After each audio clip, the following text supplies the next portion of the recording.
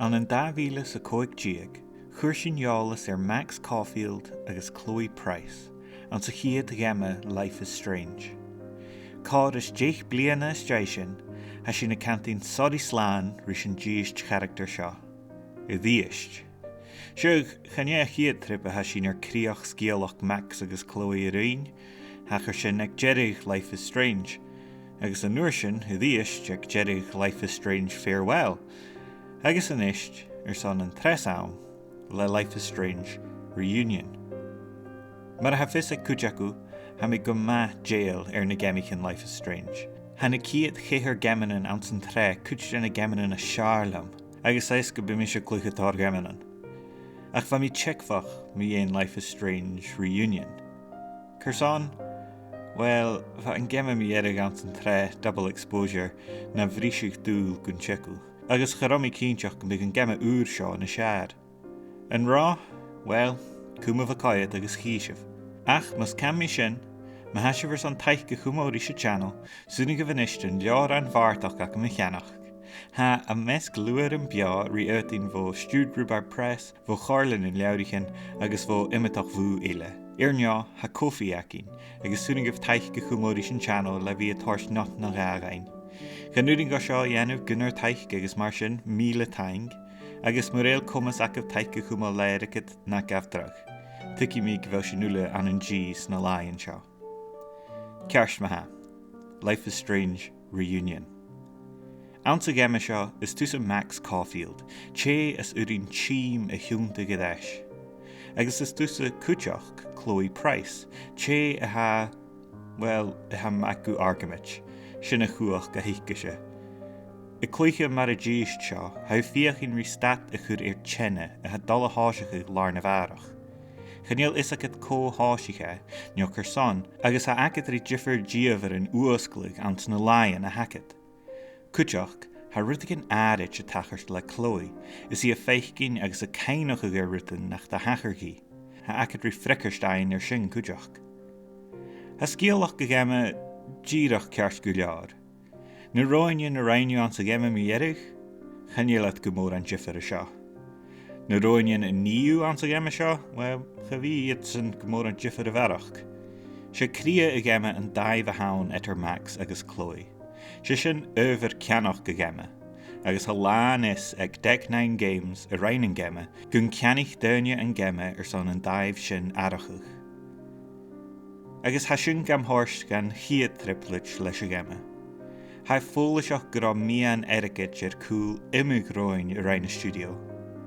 Ha churit an cútramach an gemichin eile nach il cútramach ítir a seo. Ha seo fír a hef scéalach agus a hef clúiche a gema hain. An sa gema mi erich budding good romance a chruachach le Amanda, nio vin, díist character a haun sa gema seo cúteach. Ach mar rainú sin, well, ag táiseach a gema seo, han gema cantin, oh well, scarsibh. Ha farcin go mór mar go bhfuil isacha gur ag gema mu Max and Chloe a ha seo, cum alive an de chórt na character an éile von na gemichin éile rút. Ha farcin mar go bheith Amazon etiquette príomh Amazon Deck 9 leis a gema seo. Chavíse an neach a ha seo a bháchach. Mar a thuirst Amy Hart ag Polygon, channeomi meul, is anirlam gur gríomhachas a han an cruach a gema.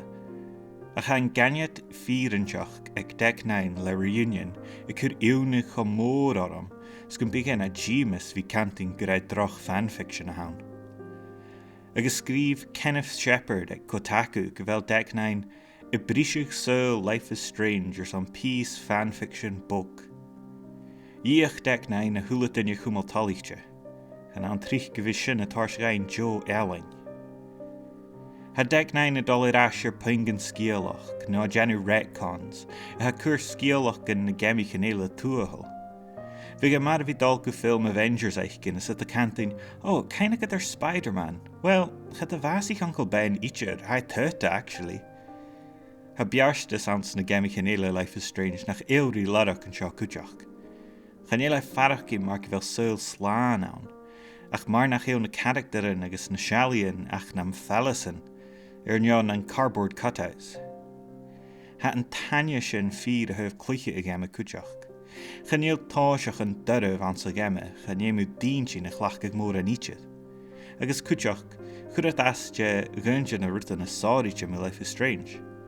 Leis go raibh gemmiche na haanta an sa bíú a genú roiinen, an pácu Amanda, an cútichú a chaileach seo, an léimhú na teachgarach gan príomhateach ag a títear agad. Nuair a ricigh tú Jeric ga chapital, joigh tú sealadh mar seo. Chiach tú na roiinen a rainúsa agus déan tuirit a gán éile chai leat, ní an thug rut an jifrite. Chanéal an sealadh seo in nachcha gach 2 nó 3 uair a híte an a reunion, ha ddíadach sealadh ag Jeric a gemme. Chanéal an gemme fiús an capitalan jo episódan, rut a ha na 4 scarig fó thoiseach an trethe I bheith chocáltach agus a neisimal program in TV mar Twin Peaks. Féimi mi ra nach ile úlatána, ha faarst farvel acadri ai choach a chos, gus tú dalca party at cum an allhaia. Ha sin a character an acad the gal joch a well, nas látere na bhai dúl an can sin. A nuair sin bíú cosach man cuairst, a feici níon nach lán, I géisteach rí pod chréileach, mú mar nach uringud grilled cheesy anu guna loscach, agus a cantain rut an adich. Am spársal a bheisiid. Agus a jalavachuch agus beáchuch Max le ha I farcin cho fír I character a chunig mé anna gemme. Ach trích bí na rut an mathe, I torsgud pain komish leis na rut an nach ilchoma. Siug han jalavachuch agus beáchuch ag Max cíanal hain ma, a chanéal na character an éile ag nída sin, fiús Chloe a ha cúteach na príomh character. Siug han party ag a braxas éhín agus spársal. Ach cafil an tlach an card an chluiche. Ha 4 chumas ag a gemme seo ar san scéalach inse go hári mi ein feed a ha an cancelled, agus mar a vis at a túnt ag an alt-right ar san clú a chosin gaibh hain. Ach mar gachrút éile an sa gemme seo.